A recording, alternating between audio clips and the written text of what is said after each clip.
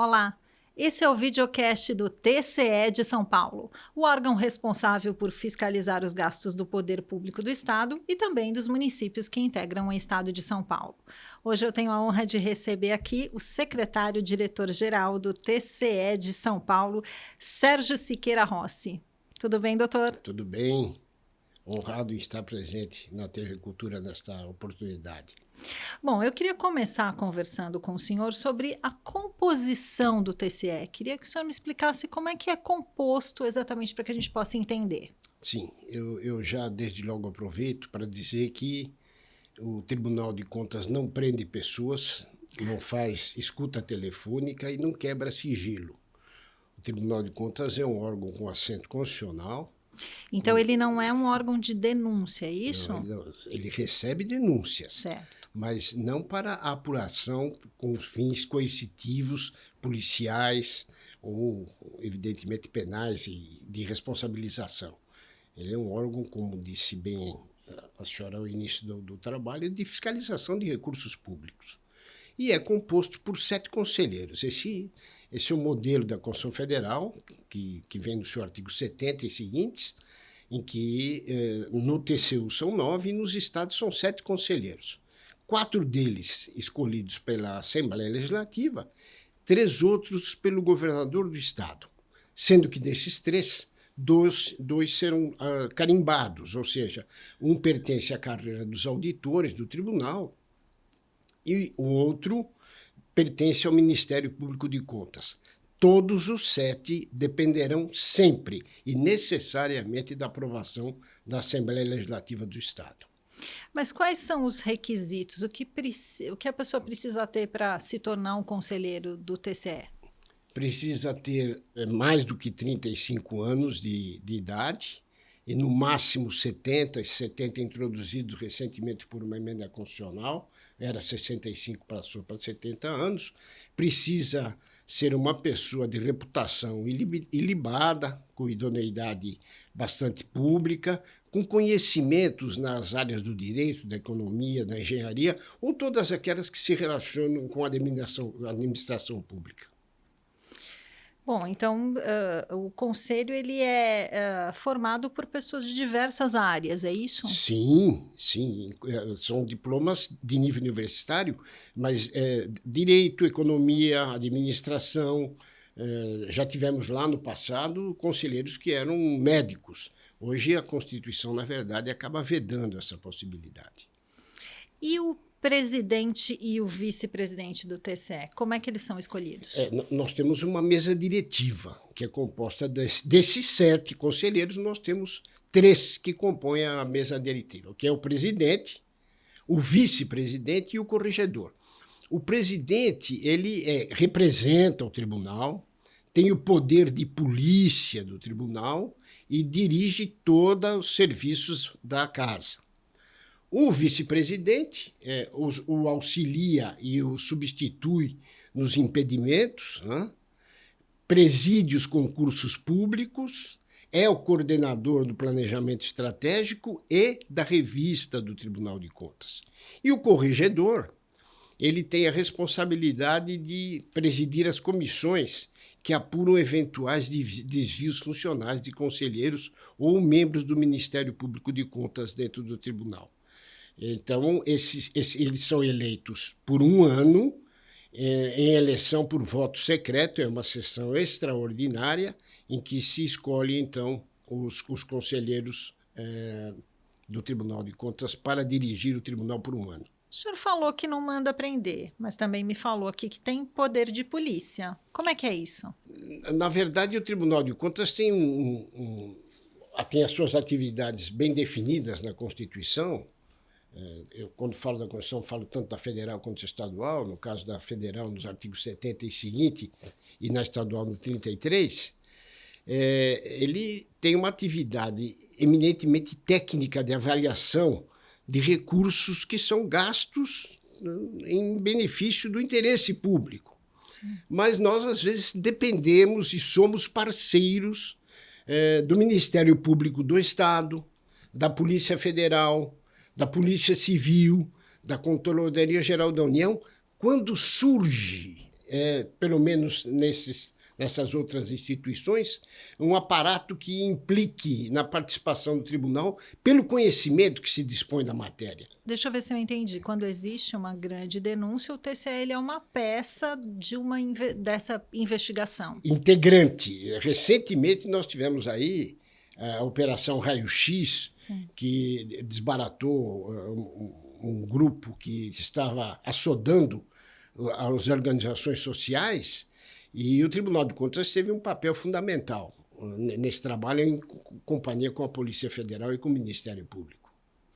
Bom, agora em 2022, né, o TCE completa 98 anos. O que mudou desde a fundação? O que vem mudando exatamente? Eu tenho que dizer que eu vi mudanças inúmeras, né? Pela longevidade que tenho já da casa. Posso dizer que, pelo menos nas últimas 2 décadas, o tribunal efetivamente mudou muito. Nós hoje temos um processo eletrônico importantíssimo para a velocidade na tramitação interna do processo.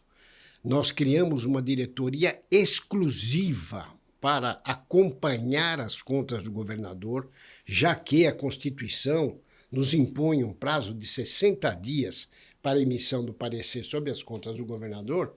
Isso era absolutamente inviável, você receber um calhamaço de dados e informações que se imagina seja das contas do governador e que a gente tivesse 60 dias para isso. Nós montamos uma diretoria que nós, então, acompanhamos desde o dia 1º de janeiro até o dia 31 de dezembro, com relatórios parciais, de tal modo que, quando o balanço chega, o tribunal tem condições de fazer uma avaliação profunda sobre essas contas. E quando o senhor me fala todas as contas do governador que são auditadas, eu vou chamar assim, todas realmente, tudo que o governador gasta é auditado pelo TCE de São Paulo? Não, na verdade, o governo se esparrama em secretarias. Sim. Nós temos a administração direta e a administração indireta. Em relação ao governador, nós emitimos um parecer, porque o julgamento das contas do governador são de responsabilidade exclusiva da Assembleia. Sim. Ou seja, ela é que decide o fim da conta do governador. Mas nós julgamos, sim, os secretários de Estado, os superintendentes de autarquias, os presidentes de fundações, de sociedades de economia mista. Aí o tribunal faz um julgamento. Claro que toda essa composição que é levada a julgamento, no fundo, é o que compõe as contas do governador. Sim. Só que a gente, com o parecer, define responsabilidades. O governador, na verdade, não pode ser responsabilizado por atuação indevida de determinada Secretaria de Estado. Bom, o seu cargo é de secretário-diretor-geral do TCE de São Paulo, correto? Perfeitamente. Eu queria que o senhor me explicasse exatamente, um pouco melhor a sua função dentro do TCE. Bom, a Secretaria de Diretoria-Geral ela é secretário-diretor-geral. Por quê? Porque, num determinado momento, age como secretário efetivamente. Tem a responsabilidade de organizar as sessões. Não determina como será a sessão. E como é que são organizadas essas sessões? Parece que tem ordinárias, especiais e extraordinárias. São essas três? Isso. Os conselheiros reúnem os processos que pretendem avaliar na sessão. Essa avaliação deve figurar numa ordem do dia, dizendo nesse dia, às tantas horas, estes processos serão examinados, até porque isso garante o sagrado direito do contraditório e da ampla defesa, claro, para os responsáveis. Então, a Secretaria organiza e auxilia no andamento da sessão. Agora, são 3 modalidades de sessões. São as sessões ordinárias, onde o tribunal se reúne por câmaras às terças-feiras, primeira e segunda câmara, com 3 conselheiros em cada uma delas, e às quartas-feiras o tribunal pleno, com 7 conselheiros. Essas são as sessões ordinárias e que são semanais. Toda semana nós temos 2 sessões de Câmara, uma de manhã e uma à tarde, e a quarta-feira pela manhã, que às vezes vai até o final da tarde, que é do Tribunal Pleno. Depois nós temos as sessões extraordinárias, que são aquelas que são convocadas quando a necessidade de serviço impõe que assim seja, e também para esta sessão extraordinária destinada à apreciação das contas do governador, porque é considerado um processo de maior relevância, de maior contorno, e exige, então, uma sessão exclusiva para ele. E as sessões especiais, como eu havia dito já, é onde se faz a eleição da mesa diretiva, a posse de conselheiros e outras atividades tantas, como semana jurídica e outras atividades cívicas que o tribunal possa realizar. Que tipo de... é uma semana comemorativa? Não, nós não temos isso. Nós temos, evidentemente, a cada ano, quando o tribunal completa mais um aniversário, uma referência ao que aconteceu. Nós estamos nos aproximando de 100 anos de instituição e, naturalmente, para esses 100 anos, eu imagino que o tribunal... eu também tenho que reservar um pouco do segredo e do sigilo. Não tem nada que dê para adiantar por aqui? Não, eu não esqueci tudo que eu ia dizer a respeito disso. Mas, em verdade, o tribunal certamente fará uma comemoração no outro nível, porque 100 anos de instituição não é uma data qualquer, né? Bom, vamos falar um pouco sobre as mudanças. O TCE de São Paulo completa 98 anos agora em 2022. Quais são as mudanças que o senhor, mais do que ninguém aí, acompanhou com o tempo? Quando eu disse dos processos eletrônicos, eu não posso me esquecer de falar sobre a UDESP, que é a Auditoria Eletrônica do Tribunal. É um laboratório de garimpagem de informações que são colhidas através de metodologias bastante sofisticadas. Quais são essas metodologias? São técnicas de movimentação de informações, e inclusive com o setor de inteligência que dá estrutura à UDESP.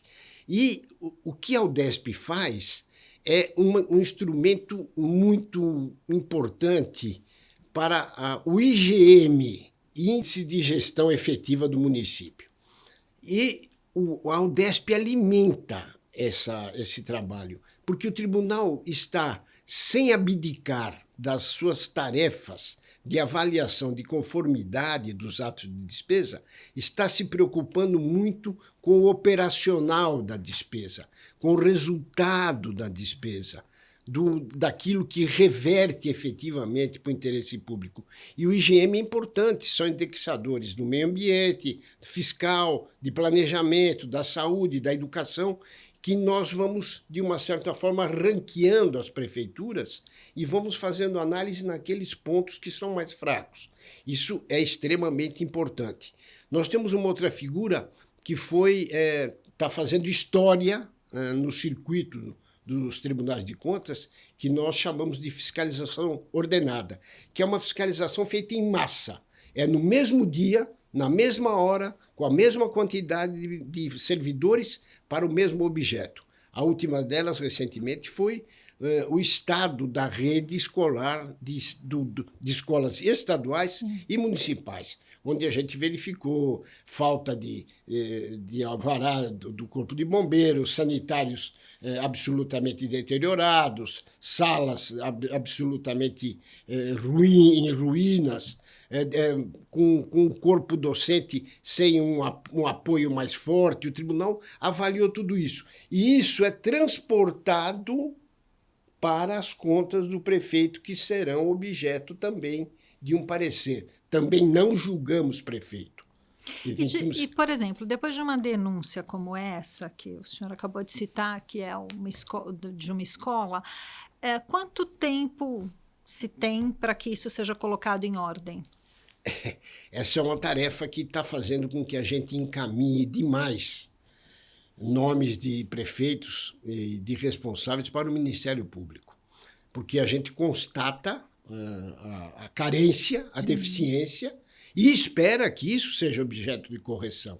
Há um tempo para que isso ocorra, mas esse tempo não tem sido observado, não tem sido respeitado, e o tribunal, nesse momento, encaminha o Ministério Público, porque esse sim, o Ministério Público, tem a capacidade da instauração de um inquérito ou de uma ação que venha responsabilizá-lo civil, criminalmente e civilmente, né? Perfeito. Eu queria agradecer a sua participação, doutor Sérgio. Muito obrigada. Chegamos ao final de mais um videocast do TCE de São Paulo. Até a próxima. Tchau.